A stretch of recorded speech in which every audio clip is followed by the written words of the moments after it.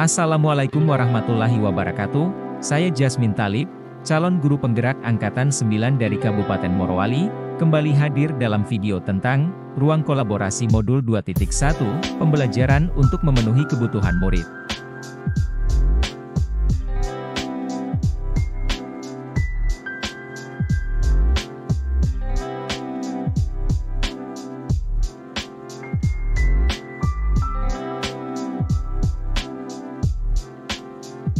Kali ini, saya bersama dua ibu guru hebat dalam satu tim. Mereka adalah Perkenalkan saya, Nurhuni. Dan saya, Nanika Bansoe. Selamat menyaksikan. Skenario Pembelajaran Berdiferensiasi, Situasi 2 SD.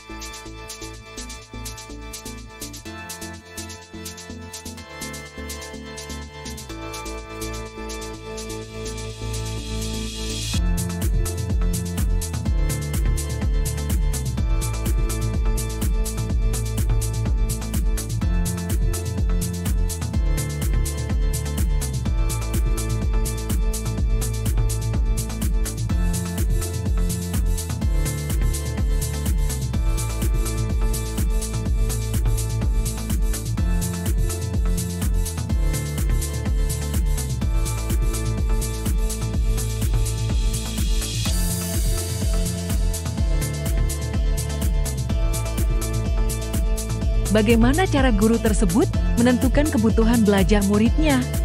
1. Melaksanakan asesmen awal. Pak Dermawan di minggu sebelumnya sudah menanyakan pada murid-muridnya, apakah ada yang memiliki sumber belajar yang berhubungan dengan sistem organ pencernaan pada manusia. Ada salah satu yang memiliki komik size di rumah. Pak Dermawan lalu meminta muridnya itu membawakan komik tersebut di sekolah. 2. Pak Dermawan mencari tahu pengetahuan awal, yaitu keterampilan membaca muridnya terkait dengan topik yang akan dipelajari. 3. Pak Dermawan mengidentifikasi atau memetakan kebutuhan belajar berdasarkan minat belajar murid berupa minat membaca. 4. Pak Dermawan menganalisis kebutuhan belajar melalui pembelajaran sebelumnya. 5. Pak Dermawan menyimpulkan kebutuhan belajar murid berdasarkan observasi atau pengamatan dan catatan dalam proses pembelajaran. Strategi pembelajaran berdiferensiasi apa yang digunakan?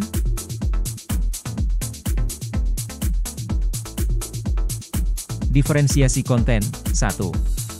Pak Dermawan melakukan diferensiasi konten mengacu pada kesiapan belajar murid ketika Pak Dermawan menyuguhkan berbagai buku bacaan dengan tingkat kesulitan yang beraneka ragam. 2. Pak Dermawan melakukan diferensiasi konten sesuai dengan tingkat kesiapan belajar murid saat menyelesaikan tugas.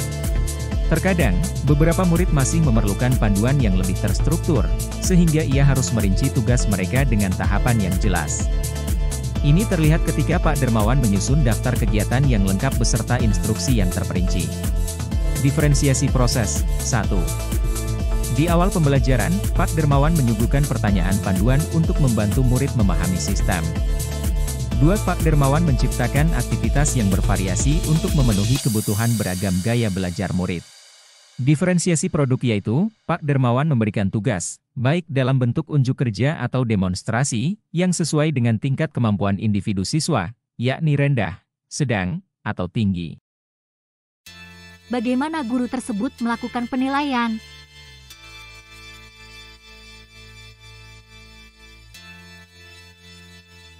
Satu, assessment as learning.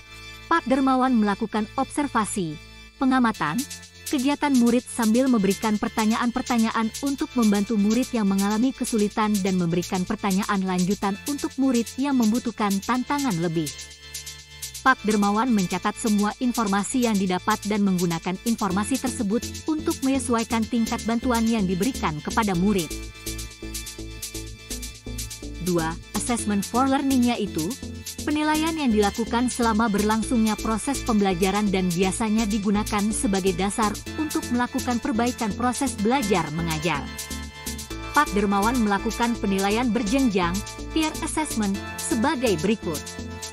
1. Untuk murid-murid yang kemampuannya kurang. Ia menugaskan mereka untuk menjelaskan alur pencernaan dalam sebuah diagram alur sederhana yang dilengkapi penjelasan singkat dengan menggunakan kosakata sederhana, sesuai dengan yang telah mereka pelajari dan bahkan telah didisplay di kelas. 2. Untuk murid-murid yang kemampuannya sedang.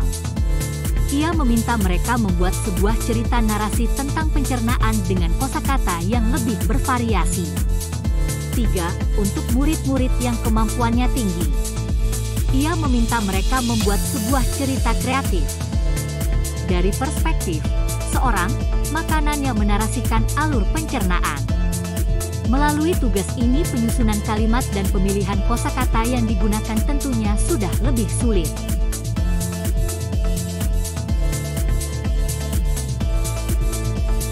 Demikianlah sajian video pembelajaran hari ini, sekian dan terima kasih.